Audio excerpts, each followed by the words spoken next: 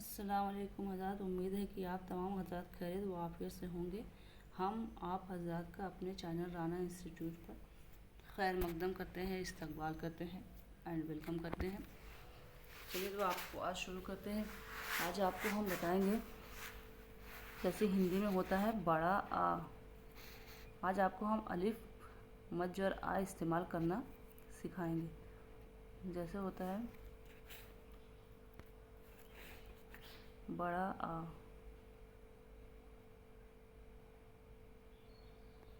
ये हो गया बड़ा आ। और अलिफ मद आ, इसका इस्तेमाल हम आपको बताएंगे।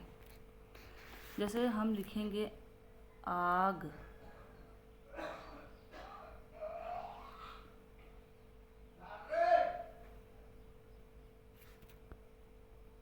आग।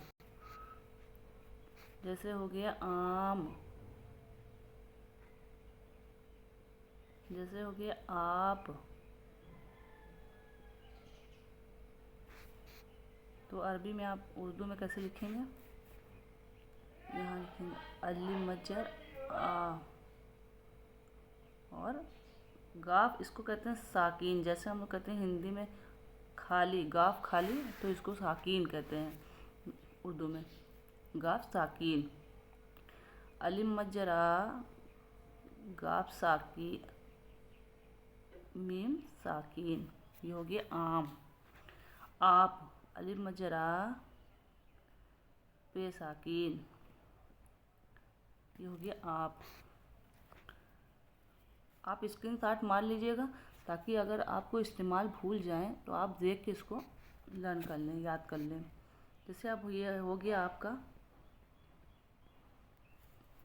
आगा, इसके बाद मात्रा लगा देते हैं आगा। जैसे हो गया आना, क्या हो गया आना।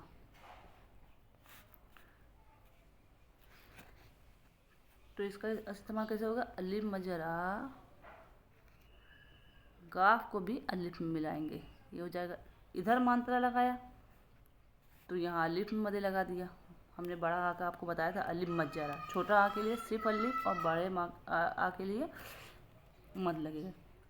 जैसे हम आगा लिखेंगे तो यहाँ एक खींच देंगे तो हमको यहाँ गाफ में भी अलिफ मिलाना पड़ेगा इस तरह। और जब अलिफ में गाफ मिल जाता है तो ये गाफ गोला हो जाता है, ठीक है। जैसे आपको लिखना हुआ आना, अलिफ मजर आ, और यहाँ लिखेंगे। अगर आपको आन लिखना हुआ तो मात्रा नहीं लगाएंगे, आन हो जाएगा। बट यहाँ हमको आना लिखना हुआ तो मात्रा लगा दी। तो यहाँ हम लिख दिए नू और इसमें अलिफ जोड़ दिए, ये हो जाएगा आना। जैसे आपको हो गया जाना, अब लिखना है आपको जान, जान तो आप लिख देंगे। जीम को जा का क्या बताया थे? Gym, sorry. जैसे लिखना हो गया जान।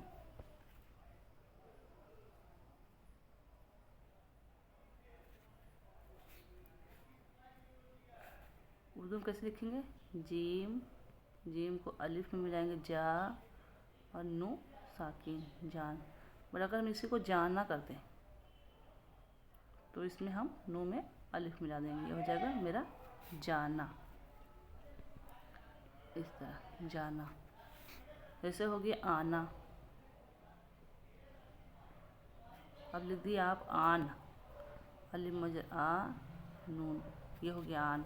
पर हमको लिखना आना, तो कैसे लिखेंगे?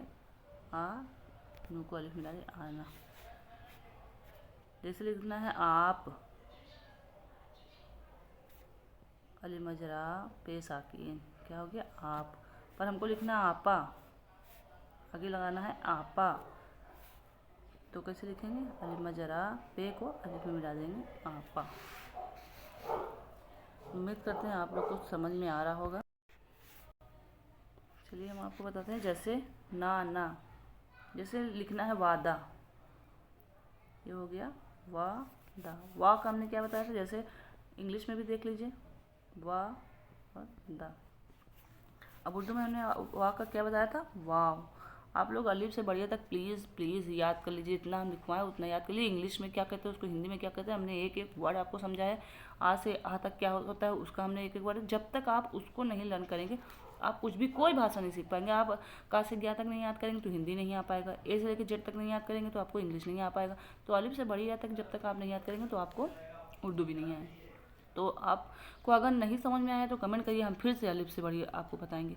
लेकिन प्लीज़ आप जब तक अल्फ़ाबेट नहीं पढ़ेंगे तब तक आपको कुछ नहीं आने वाला। जैसे वाह का हमने बताया था, वाव, ये हो गया अलिफ। दा और ये हो गया वादा। ये आ की मात्रा ए हो गया, आ की मात्रा ए हो गया, आ की मात्रा ये, आ की मात्रा और ये, जैसे वादा। जैसे आपको लिखना है दादा, आपको लिखना है दादा। इंग्लिश में कैसे हो गया दादा। उर्दू में कैसे लिखा है आधा गोला दा आधा, ये हो गया दादा। जैसे आपको लिखना हुआ चाचा, चाचा। इंग्लिश में क्या है CHACHA, ये हो गया चाचा।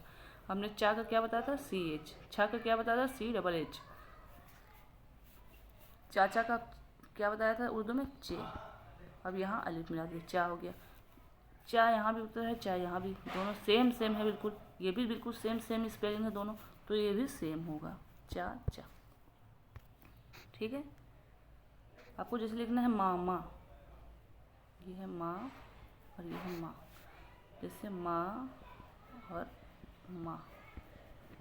तो माँ का हमने क्या बताया था मीम, यहाँ भी ला दिया अलिफ, ये हो गया माँ। फिर सेम यही कॉपी यहाँ भी है, सेम पेस्ट कॉपी का पेस्ट यहाँ भी, कॉपी पेस्ट यहाँ भी, तो यहाँ भी हम कॉपी पेस्ट कर देंगे माँ माँ। ये हो गया आपका माँ माँ।